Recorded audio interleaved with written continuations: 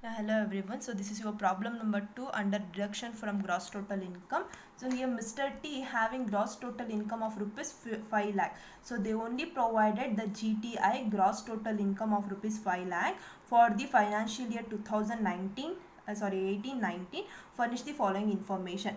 Deposited rupees 50,000 in a tax saver deposit in the name of major son in a nationalized bank.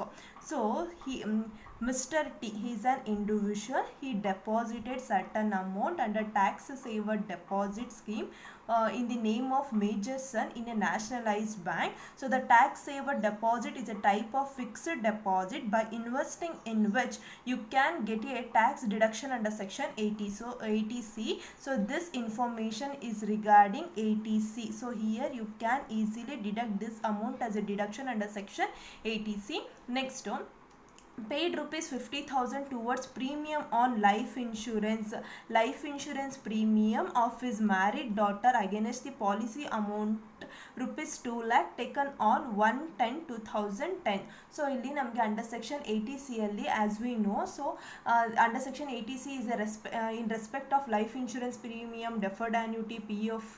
So here ನೀವು savings ಮತ್ತು investment ಮಾಡಿದ್ರೆ ನಿಮಗೆ under section 80C ಅಲ್ಲಿ deduction ಸಿಗುತ್ತೆ. So ಇಲ್ಲಿ life insurance premium, ಆಮೇಲೆ deferred annuity, national saving certificates, mutual funds, UTI, ULPs, next subscriptions to mutual funds. So next to any bonds which is issued notified by NABARD, term deposit for a period of 5 years. So senior citizen savings scheme, next to times deposit scheme in post office, next to Sukanya Samruddhi Yojana account. So ಈ ರೀತಿ various kind of savings investments ಮೇಲೆ ನೀವು ಇನ್ವೆಸ್ಟ್ಮೆಂಟ್ಸ್ನ ಮಾಡಿದ್ರೆ then you are eligible for claiming this kind of deduction climbing deduction under section 80C.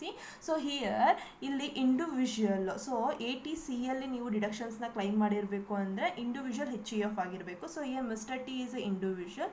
ಇಲ್ಲಿ first ಒನ್ನಲ್ಲಿ saver deposit. So saver deposits one kind of fixed deposit. So fixed ಡೆಪಾಸಿಟಲ್ಲಿ ನೀವು invest ಮಾಡಿದ್ರೆ ಡೈರೆಕ್ಟಾಗಿ ನಿಮಗೆ 80C ಅಲ್ಲಿ ಡಿಡಕ್ಷನ್ ಅವೈಲಬಿಲಿಟಿ ಸಿಗುತ್ತೆ. Next paid rupees 50,000 towards premium on life insurance premium. So life insurance ಪ್ರೀಮಿಯಮ್ಸ್ನ paid ಮಾಡ್ತಾ ಇದ್ದಾನೆ.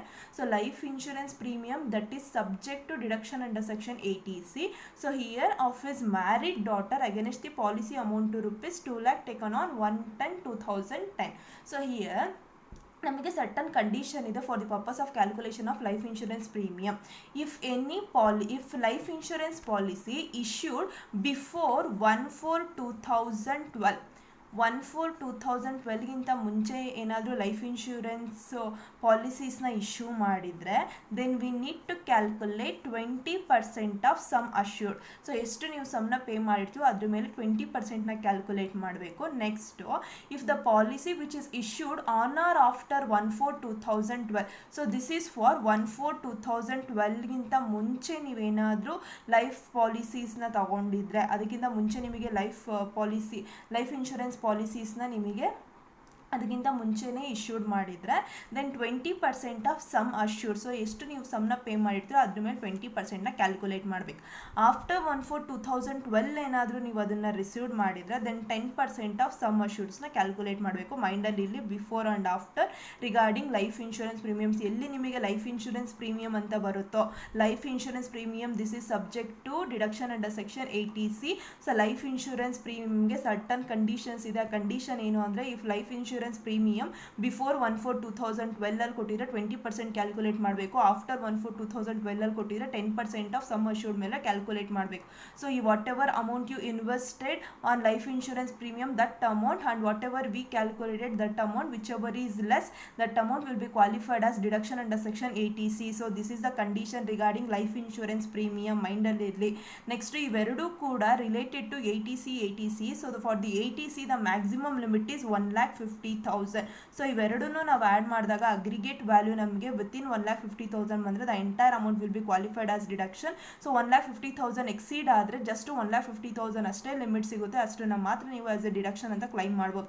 Next subscription to equity saving fund, equity saving scheme. So in previous videos we discussed equity saving scheme. So this kind of saving scheme that is related to 80ccg. 80ccg ಅಲ್ಲಿ investment made under any equity saving scheme ಅನ್ನೋದು ಬಂದಿತ್ತು. So ಅದರಲ್ಲಿ so ಇಲ್ಲೂ ಕೂಡ equity saving scheme. So this is related to 80ccg. So this will be available to any resident individual whose gross total income does not exceed rupees 12 lakh. That is the condition for equity saving scheme. So equity saving schemes ಅಲ್ಲಿ ನೀವು invest ಮಾಡಿದರೆ ನಿಮಗೆ deduction ಸಿಗುತ್ತೆ under section 80ccg. ಆ ಡಿಡಕ್ಷನ್ಸ್ನ ನೀವು claim ಮಾಡಬೇಕಂದ್ರೆ you should follow certain condition. The condition under this section is first ನಿಮ್ಮ gross total income ಇಲ್ಲಿ ಕೊಟ್ಟಿದ್ದಾರಲ್ವ ಗ್ರಾಸ್ ಟೋಟಲ್ ಇನ್ಕಮು. ಈ ಗ್ರಾಸ್ ಟೋಟಲ್ ಇನ್ಕಮು ಯಾವುದೇ ಕಾರಣಕ್ಕೂ 12 lakh ಎಕ್ಸೀಡ್ ಆಗಬಾರ್ದು. ಸೊ ಕಂಡೀಷನ್ ಫುಲ್ಫಿಲ್ ಆಯಿತು. ಹಿಯರ್ ಗ್ರಾಸ್ ಟೋಟಲ್ ಇನ್ಕಮ್ ಇರೋದು ಜಸ್ಟ್ 5 lakh, ಕಂಡೀಷನ್ ಕೊಟ್ಟಿರೋದು 12 lakh. 12 lakh ಎಕ್ಸೀಡ್ ಆಗಿಲ್ಲ, ಕಂಡೀಷನ್ ಸ್ಯಾಟಿಸ್ಫೈಡ್ ಮಾಡಿದೆ. Then this individual is eligible for claiming deduction under section 80ccg. So here ಯಾವ ರೀತಿ ಕ್ಯಾಲ್ಕುಲೇಟ್ ಮಾಡ್ತೀವಿ ಅಂದರೆ ಅಮೌಂಟ್ ಆಫ್ ಡಿಡಕ್ಷನ್ನು ಇದಕ್ಕೆ maximum limit is 25,000 or 50% of amount invested in equity saving scheme. Whichever is less, that amount will be qualified as deduction under section 80ccg. So mind alili next contribute rupees 1 lakh to PM National Relief Fund. So yesterday classes alli discuss ಮಾಡಿದ್ವಿ under section 80g is completely regarding donations. So ಅದರಲ್ಲಿ without limit, with limit. Without limit ಅಲ್ಲಿ again two categories, 100% deduction, 50% deduction. Again with limit ಅಲ್ಲಿ 100% deduction, 50% deduction. So PM National Relief Fund will fall under without limit 100% deduction ಸಿಗುತ್ತೆ ಇದರಲ್ಲಿ. So ಇಲ್ಲಿ ಎಷ್ಟು amount ಕೊಟ್ಟಿದ್ದಾರೋ ಅದು complete amount ನಾವು deduction ಆಗಿ ಕ್ಲೈಮ್ ಮಾಡ್ತೀವಿ. Next donate rupees 20,000 to a government recognise institution for scientific research. So scientific research name ಬಂದಿದೆ. So this is related to 80GGA. So 80GGA. So ಇಲ್ಲಿ ನೀವು ಸೈಂಟಿಫಿಕ್ ರಿಸರ್ಚ್ಗೆ ಡೊನೇಷನ್ಸ್ನ ಕೊಟ್ಟರೆ ಅದು ರೆಕಗ್ನೈಸ್ಡ್ ಇನ್ಸ್ಟಿಟ್ಯೂಷನ್ಸ್ಗೆ ನೀವು ಡೊನೇಷನ್ಸ್ನ ಪ್ರೊವೈಡ್ ಮಾಡ್ತೀರಾ ಅಂದರೆ 100% ಡಿಡಕ್ಷನ್ ಸಿಗುತ್ತೆ. ಸೊ ಇಲ್ಲಿ ಕೊಟ್ಟಿರೋ 20,000 ಡೊನೇಷನ್ನು, ಸೊ 20,000 ಡೊನೇಷನ್ಸು ನೀವು ಕಂಪ್ಲೀಟಾಗಿ ಡಿಡಕ್ಷನ್ಸ್ ಅಂತ ಕ್ಲೈಮ್ ಮಾಡ್ಬೋದು. So his gross total income does not include any income under the profit and gains of business and profession. So ಈ ಇನ್ಫಾರ್ಮೇಷನ್ ಏನಕ್ಕೆ ಕೊಟ್ಟಿದ್ದಾರೆ ಅಂತ ಅಂದರೆ ನಾವು ಅಂಡರ್ ಸೆಕ್ಷನ್ 80GGA ಕ್ಯಾಲ್ಕುಲೇಟ್ ಮಾಡಬೇಕಂದ್ರೆ that under section 80GGA this is related to donation for scientific research or rural development. So any SSC who does not have income under head of PGBP. So ಇಲ್ಲಿ ಯಾವ SSCಗೆ ಇದು SSC related ಆಗುತ್ತೆ. So SSC ಈ ಡಿಡಕ್ಷನ್ಸ್ನ claim ಮಾಡಬೇಕು ಅಂದರೆ SSC ಯಾವುದೇ ಕಾರಣಕ್ಕೂ PGBPಯಿಂದ ಇನ್ಕಮ್ಸ್ನ ಜನರೇಟ್ ಮಾಡಬಾರ್ದು. ಆ ಕಂಡೀಷನ್ಸ್ನ ಸ್ಯಾಟಿಸ್ಫೈಡ್ ಮಾಡಿದ್ರೆ ಮಾತ್ರ ಈ ಡಿಡಕ್ಷನ್ಸು ಕ್ಲೈಮ್ ಮಾಡೋಕ್ಕೆ ಅಲೋ ಮಾಡ್ತಾರೆ. ಅಕಸ್ಮಾತ್ ನೀವೇನಾದರೂ PGBPಲಿ ಇನ್ಕಮ್ನ ಗೇನ್ ಮಾಡ್ತಾ ಇದ್ದು ಅಗೇನ್ ನೀವು ಡೊನೇಷನ್ಸ್ನ ಕೊಡ್ತೀರಾ ಸೈಂಟಿಫಿಕ್ ರಿಸರ್ಚ್ಗೆ ಅಂದರೆ then you are not qualified for claiming this kind of donation. But here mister T he satisfied the condition. The condition is he doesn't incur any income under PGBP, then he is qualified for deducting 80GGA as a deduction. ಅರ್ಥ ಆಯ್ತಾ? So this is your problem. Here we need to compute the total income of mister T. Total income ಕೇಳಿದರೆ total ಇನ್ಕಮ್ನ calculate ಮಾಡಬೇಕು for the assessment year 2019-20. So here first we need to write down the gross total income. Gross total income is 5 lakh. So 5 lakh, write down gross total income. So the gross total income is 5 lakh. So next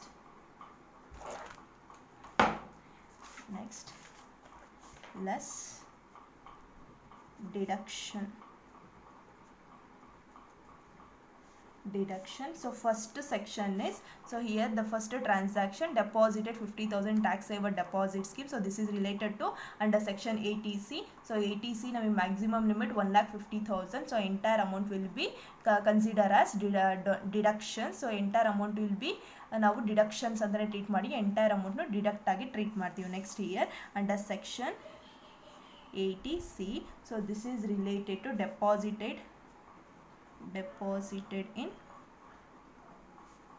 tax saver scheme, sorry tax saver. So deposit ಮಾಡಿರೋದು ಎಷ್ಟು amount 50,000. So maximum limit is, so maximum limit here 1,50,000. so whichever is less means 50,000 is qualified as deduction amount. Next one, better inner column alle bariri.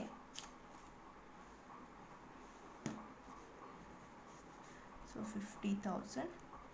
Next, so next you paid rupees 50,000 towards premium on life insurance premium. Life insurance premium pay ಮಾಡ್ತಾ ಇದ್ದಾರೆ. So life insurance premium pay ಮಾಡ್ತಾ ಇರೋದು 50,000 against the policy amount rupees 2 lakh. This is policy amount but premium is 20,000. The 80C life insurance premium related deductions. So ಇಲ್ಲಿ premium ಅಂತ word ಬಂದಿರಬೇಕು. Premium ಎಷ್ಟು pay ಮಾಡ್ತಾ ಇರೋದು 50,000. ಸೊ ಇಲ್ಲಿ policy amount ಇದೆ ಮ್ಯಾಮ್ 2 lakh ತೊಗೊತೀವಿ, ಅದನ್ನು ತೊಗೊಬಾರ್ದು. ಅವ್ರು ಹೇಳ್ತಾ ಇರೋದು ಏನು, ಪ್ರೀಮಿಯಮ್. ಎಷ್ಟು ಪ್ರೀಮಿಯಮ್ ಪೇ ಮಾಡಿರ್ತೀರಾ ಆ ಪ್ರೀಮಿಯಂ ಅಮೌಂಟ್ ಮೇಲೆ ಮಾತ್ರ ನಿಮಗೆ ಡಿಡಕ್ಷನ್ಸ್ ಕ್ಲೈಮ್ ಮಾಡೋಕ್ಕೆ IT ಆ್ಯಕ್ಟ್ ಅಲೋ ಮಾಡುತ್ತೆ. ಅರ್ಥ ಆಯ್ತಾ? So here write down under section 80C. So conditions ಇದೆ. So here life insurance policy, life insurance policy. So as I said, if before 1/4/2012 under 20% of assured sum, after 1/4/2012 under 10%. So here they given date as 1/10/2012. that means before 1/4/2012 then this amount is subject to rupees 20%. So 20% ನ calculate ಮಾಡಿ actual amount ಏನು ಕೊಟ್ಟಿದ್ದಾರೋ ಅದನ್ನು calculate ಮಾಡಿ whichever is less ಆ ಅಮೌಂಟ್ನೇ ನಾವು ಏನಂತ treat ಮಾಡಬೇಕು, deductions ಅಂತ ಟ್ರೀಟ್ ಮಾಡಬೇಕು. So here first write down LIC. So better write down life insurance issued before 1/4/2012. So 1/4/2012 ಅಲ್ಲಿ ಪೇ ಮಾಡಿದ್ದಾರೆ. ಸೊ LIC ಪ್ರೀಮಿಯಮ್ ಎಷ್ಟು ಪೇ ಮಾಡ್ತಾ ಇರೋದು, LIC premium 50,000. So 50,000 or 20% on assured amount. the assured amount policy amount ಬಂದು 2 lakh. this is your assured amount. ಇದ್ರ ಮೇಲೆ ನೀವು calculate ಮಾಡಬೇಕು. 2 lakh into 50/100. so 2 lakh 20/100. so 20%. this is subject to 20%. so 20% ನ calculate ಮಾಡಿದ್ರೆ 40,000. whichever is less ಅದೇ ನಮಗೆ qualified ಆಗೋ ಅಮೌಂಟು. ಸೊ ಇವೆರಡರಲ್ಲಿ whichever is less ಅಂದರೆ 40,000. ಸೊ ನೆಕ್ಸ್ಟ್ ನಮಗೆ so subscription to equity saving scheme 40,000. As I said this deduction is completely regarding 80CCG. So 80CCGಲಿ ಮಾಡೋಕ್ಕೆ again 25,000 otherwise 50% amount invested whichever is less ಆ ಅಮೌಂಟೇ qualified ಆಗುತ್ತೆ. So here write down section 80CCG. So ಇಲ್ಲಿ ನಾವು subscribe to equity saving scheme. So write down equity saving scheme. So equity saving scheme. So ಇಲ್ಲಿ ಯಾವ ರೀತಿ calculate ಮಾಡಬೇಕು, the amount of deduction ಯಾವ ರೀತಿ ಕ್ಯಾಲ್ಕುಲೇಟ್ ಮಾಡ್ತೀವಿ ಅಂದರೆ maximum limit is 25,000 or 50% of amount invested. So 50% of amount invested ಅಂದರೆ so ಇಲ್ಲಿ ಇನ್ವೆಸ್ಟ್ ಮಾಡಿರೋದೆಷ್ಟು 40,000. ಸೊ 40,000 ಮೇಲೆ 50%ನ ಕ್ಯಾಲ್ಕುಲೇಟ್ ಮಾಡಬೇಕು. ಸೊ 40,000 ಮೇಲೆ 50%ನ ಕ್ಯಾಲ್ಕುಲೇಟ್ ಮಾಡಿದ್ರೆ 20,000. So 25,000 or 20,000 whichever is less. So ಇದೆರಡು whichever is less ಅಂದರೆ 20,000 is qualified. Next contributed 10,000 to PM National Relief Fund. this is subject to 80G. so this is comes under without limit 100% donation. so ಇದು entire amount ನಾವು deduction ಆಗಿ claim ಮಾಡ್ತೀವಿ. So as I shed ನಿಮಗೆ 80G ಮತ್ತು 80GGನ ಎಲ್ಲ donation ಎಲ್ಲ ಡಿಡಕ್ಷನ್ಸ್ನ claim ಮಾಡಿ ಫೈನಲಲ್ಲಿ ಫೈನಲಲ್ಲಿ ಇದನ್ನು ಕ್ಲೈಮ್ ಮಾಡಬೇಕು. So we already claim all our deductions. The remaining is 80G and 80GGಗೆ. ಸೊ ಇವೆರಡು ಕಂಡೀಷನ್ಸ್ನ ಸ್ಯಾಟಿಸ್ಫೈಡ್ ಆಗಿದೆ, ಲಾಸ್ಟಲ್ಲೇ ಕ್ಲೈಮ್ ಮಾಡ್ತಾ ಇದ್ದೀವಿ. Next under section 80G. So this is related to contribution to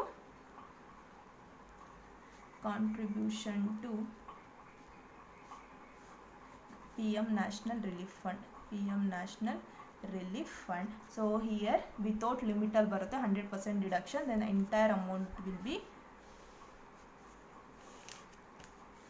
so 1 lakh. So next last one, scientific. So scientific research, as I said, that this is comes under 80GGA.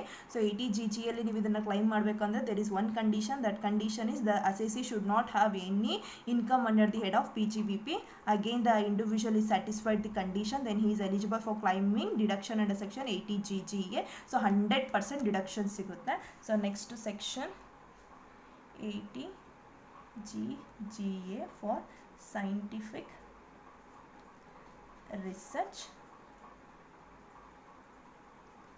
Scientific research, so ಇಲ್ಲಿ ನಮಗೆ 100% deduction. They donated rupees 20,000.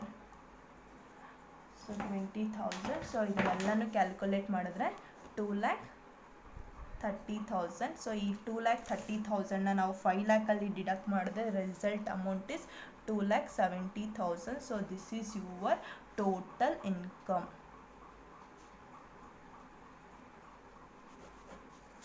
So please write down these notes.